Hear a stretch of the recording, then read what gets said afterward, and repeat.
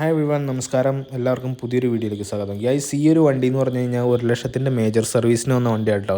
അപ്പോൾ ഈ ഒരു വണ്ടിക്ക് എല്ലാ ഭാഗങ്ങളും നമ്മൾ ക്ലിയർ ചെയ്തിട്ടുണ്ട് കേട്ടോ. എല്ലാ ഭാഗങ്ങളും എന്ന് പറഞ്ഞു കഴിഞ്ഞാൽ ഓയിലുകളെല്ലാം മാറി. എൻജിൻ ഓയിൽ അതുപോലുള്ള ഗിയർ ഓയിലെല്ലാം ചേഞ്ച് ചെയ്തു.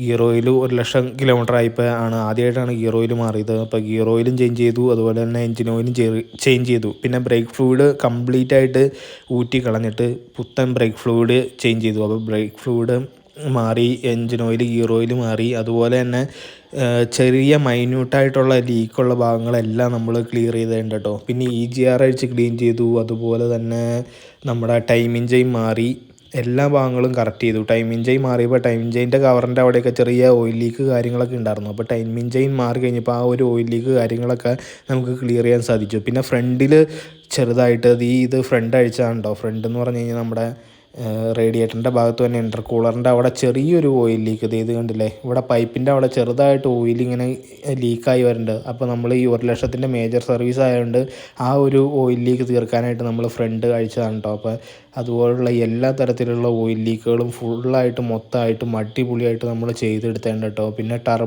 ടർബോയുടെ അവിടെ ചെറിയൊരു ഓയിൽ ലീക്ക് ഉണ്ടായിരുന്നു. പിന്നെ ടർബോയ്ക്ക് പവർ കുറവാണെന്നു എന്ന് കസ്റ്റമർ പറഞ്ഞു. അതുകൊണ്ട് തന്നെ നമ്മൾ ടർബോ അഴിച്ചിട്ട് നമ്മൾ ടർബോ പണിയണ സ്ഥലത്ത് കൊടുത്ത് ടർബോയൊക്കെ പണിതാണ് കയറ്റിയത്. അപ്പോൾ ഒരു മേജർ സർവീസിൽ